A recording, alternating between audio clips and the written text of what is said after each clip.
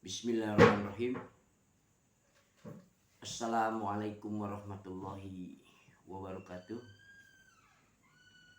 Saudara-saudara para mahasiswa semester 7 Fakultas Hukum ya, Universitas Wilarodra Indramayu yang Bapak banggakan,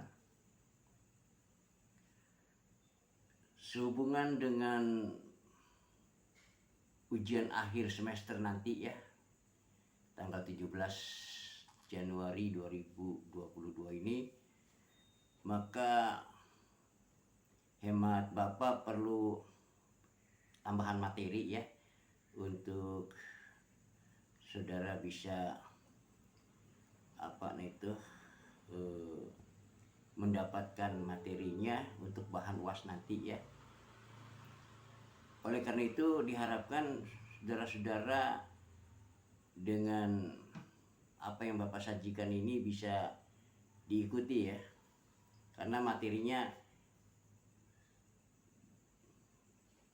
tidak dipungkiri Bapak sengaja susun di dalam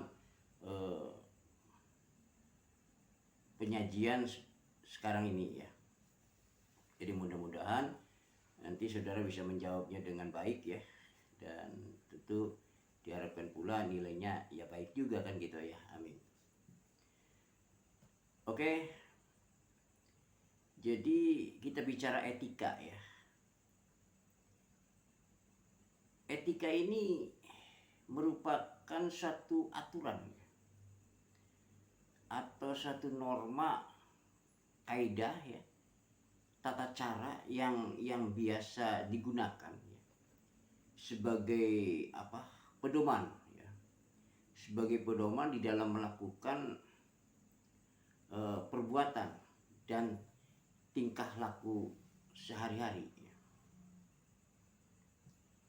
Nah, hal ini tentu saja tidak hanya di dalam kegiatan bermasyarakat. Etika juga digunakan di dalam dunia kerja ya, yang itulah yang disebut dengan etika profesi.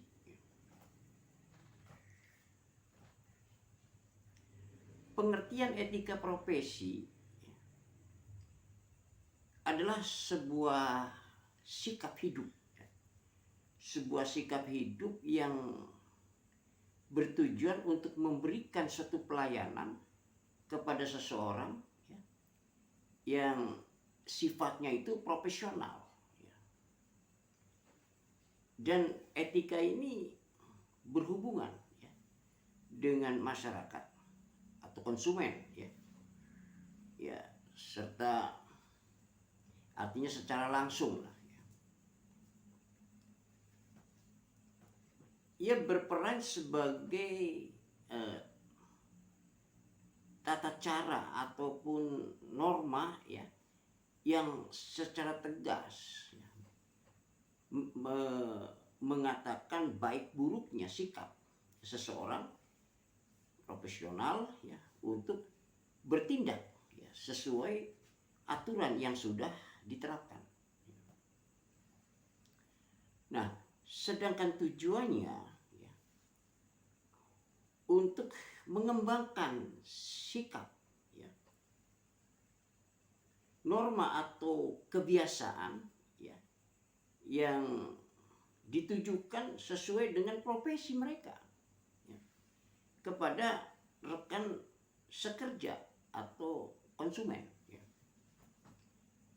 Juga untuk meningkatkan ya, keterampilan ya, intelek ya, di dalam berpikir, dan juga membuat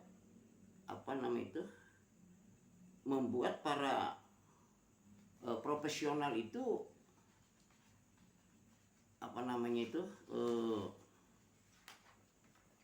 dapat bertindak dengan cara yang diinginkan secara moral ya. Untuk apa? Untuk mampu ya, dan komitmen moral dan perilaku yang bertanggung jawab. Jadi secara spesifik ya, tujuannya itu adalah munculnya ya, kesadaran moral ya atas penalaran di dalam ya, mensikapi suatu masalah moral di dalam profesi, kemudian juga memahami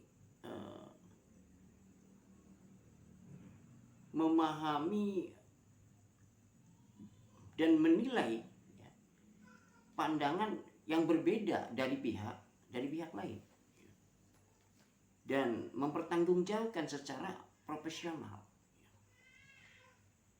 Kemudian manfaatnya itu memiliki satu tanggung jawab atas pekerjaan yang dilakukan.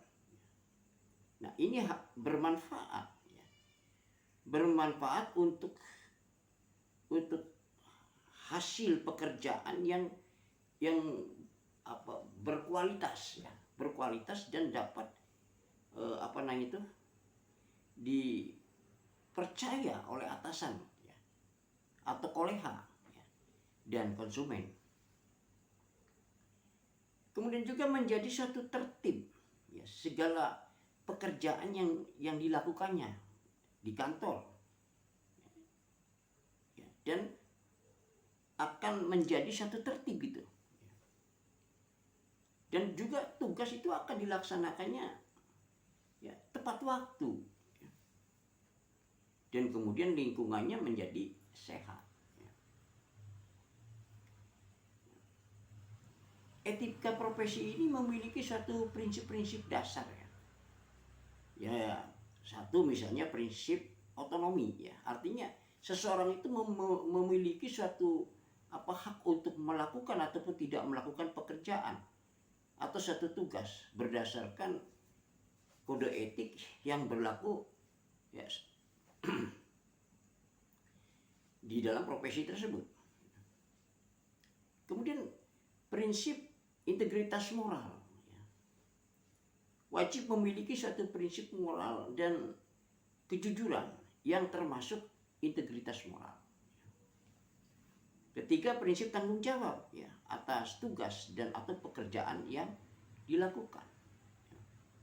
Dan keempat, prinsip keadilan tentunya ya pada rekan kerja atau konsumen ya.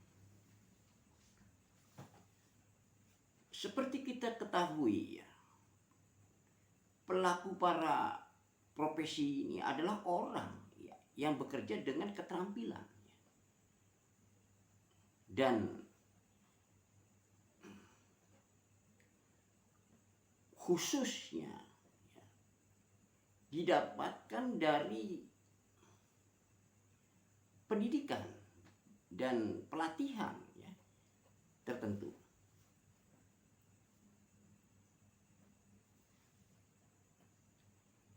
Karena itulah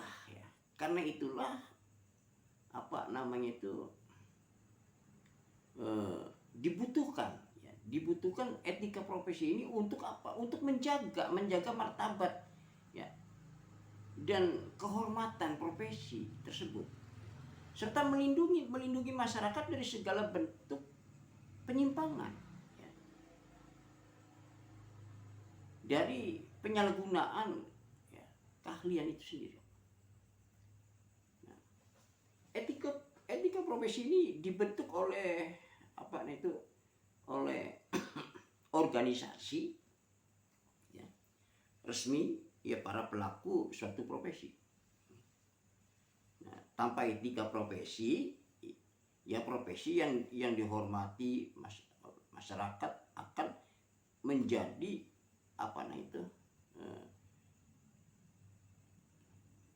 ya mengatakan akan menjadi jenis pekerjaan biasa gitu lah.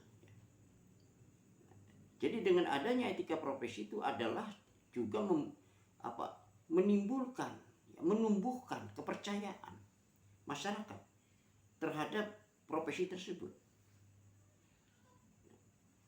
nilai etika ini pun ya bukan hanya milik perorangan, tetapi juga adalah milik kelompok sosial masyarakat. Jadi kemunculan etika profesi itu adalah untuk menyempurnakan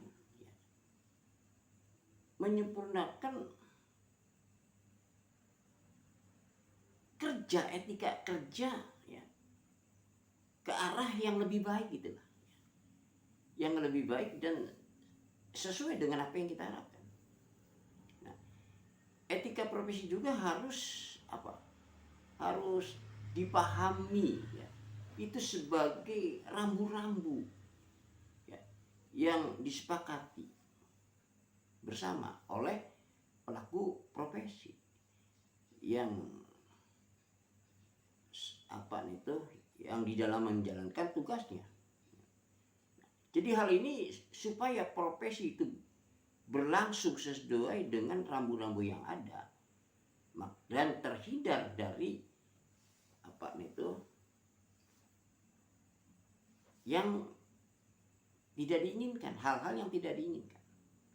Oleh karena itulah maka dengan adanya suatu kode etik ya, dari etika profesi kemudian dituang dalam suatu norma yang disebut dengan kode etik ya, maka apa yang sudah disepakati dalam kode etik itu ya, kemudian dari oknum atau anggota profesi itu sendiri yang memegang profesi, anggota yang memegang atau menyandang profesi itu ya tidak mentaati atau nyata-nyata telah melanggar apa yang sudah dituangkan di dalam kode etik itu ya itulah dia sudah melakukan pelanggaran etik ya, atau pelanggaran kode etik ya, seperti kita di dalam pelayanan yang baik dengan penuh kejujuran ya, untuk melakukan dengan teman sejawat dengan persaingan yang sehat misalnya, kemudian tidak melakukan pelanggaran hukum yang, jadi itu salah satu ya yang memang dari adanya suatu kecenderungan mereka para profesi yang tidak mentaati apa-apa yang sudah disepakati dalam kode etik ya, maka itu adalah ya betul-betul pelanggaran, tidak bertanggung jawab misalnya ya. Nah, itulah nanti saudara bisa kembangkan sendiri ya dari apa yang sudah Bapak arahkan ini ya. Mudah-mudahan ini saudara bisa memberikan suatu jawaban yang pas gitu ya, yang bahkan yang yang memuaskan lah di dalam nanti menjawab soal-soal UAS ya, dari materi perkuliahan mata kuliah Bapak ya, yaitu etika profesi dan tanggung jawab profesi ya. Oke ya, atas perhatiannya cukup sekian saja. Terima kasih. Wassalamualaikum warahmatullahi wabarakatuh.